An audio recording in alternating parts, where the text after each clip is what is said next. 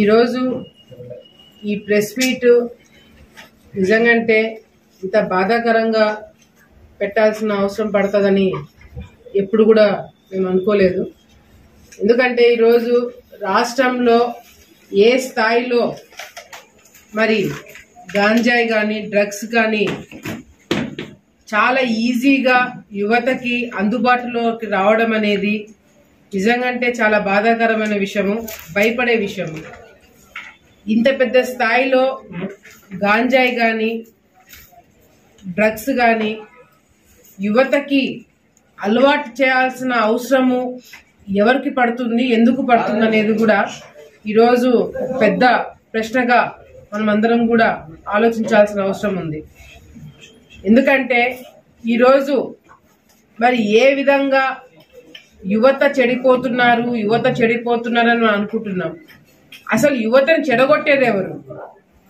ప్రభుత్వాలే, నాయకులే ఈ విధంగా యువత భవిష్యత్తుతో ఆడుకునే ప్రయత్నాలు చేస్తున్నారు. ఎక్కడ లేని విధంగా దేశంలో ప్రభుత్వమే మద్యం షాపులు నడపడం ఏంటి, ప్రభుత్వమే యువతని ఆ మద్యం షాపులో పెట్టి షాపులు నడిపించేది ఏంటి అని చెప్పి దేశవ్యాప్తంగా కూడా ఒక చర్చ అయితే జరిగింది.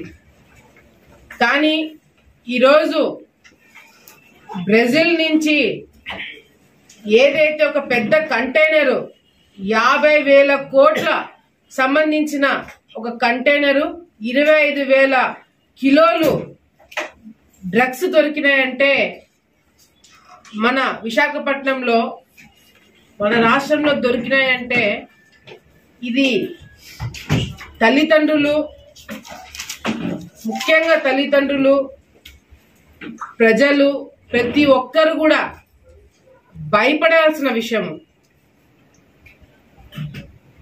ఈ దేశంలో ఎక్కడ గాంజాయి దొరికినా దాని మూలాలు మన రాష్ట్రానికి కనుక్కుంటున్నారు. ఎక్కడి నుంచి సప్లై అవుతున్నాయంటే మన రాష్ట్ర పేరు దేశవ్యాప్తంగా కూడా వినిపించే నీచమైన రోజులు కనపడుతున్నాయి. గతంలో చంద్రబాబు నాయుడు గారు ఉన్నప్పుడు పరిశ్రమలను తీసుకురావడానికి మనం నంబర్ 1, అభివృద్ధి కార్యక్రమాలు చేసే దాంట్లో, పోటీ పడే దాంట్లో మనం నంబర్ 1, ఎన్ఆర్ఏజిఎస్ టైప్ దేశవ్యాప్తంగా కేంద్ర నిధులు వాడుకోవడానికి మనం నంబర్ 1. ఈ విధంగా నంబర్ 1గా గతంలో ఆంధ్ర రాష్ట్రం ఉండేది. కానీ ఇప్పుడు డ్రగ్స్ సప్లై చేసే విషయంలో, లేదంటే గాంజాయి సప్లై చేసే విషయంలో ఆంధ్ర రాష్ట్రం నంబర్ 1గా వచ్చిందంటే వాడే వాళ్ళ దగ్గర వరకు ప్రతి ఒక్కరి మీద కేసులు పెట్టడమే కాకుండా చాలా తీవ్రంగా యాక్షన్ తీసుకుంటాము అని చెప్పి మేము ఓపెన్ గా చెప్తున్నాం. అదే మాట మీరెందుకు చెప్పలేకపోతున్నారు? ఈరోజు ఆంధ్ర రాష్ట్రంలో ఒక ఎత్తు జరుగుతుంటే, నిన్న ఆలగడ్డలో టిట్కో హౌసింగ్ దగ్గర ప్రచారం చేయడానికి మేము పోయినప్పుడు మా కళ్ళ ముందరే 18 సంవత్సరాలు కూడా ఉండవు, దానికన్నా చిన్న వయసు పిల్లలందరూ అక్కడ ఏదో పొగ కనిపిస్తుందని చెప్పి మా వాళ్ళని చెక్ చేస్తే మత్తుకు అలవాటు పడ్డారు. గాంజాయి దొరుకుతుంది. ఇంత చిన్న చిన్న పిల్లలకి గాంజాయి ఎక్కడి నుంచి సప్లై అవుతుంది? ఎవరు సప్లై చేస్తున్నారు? అంత ఈజీగా గాంజాయి ఎందుకు దొరుకుతుంది, ఎలా దొరుకుతుంది? నిన్న చూసి మాకే భయం వేసింది. ఇంత ఈజీగా గాంజాయి దొరుకుతుందా? ఇంత ఈజీగా పిల్లలు మత్తుకు అలవాటు పడుతున్నారా? ఆ టిట్కో హౌసింగ్ దగ్గర ఉన్న ఆడవాళ్ళందరూ మొత్తుకుంటున్నారు.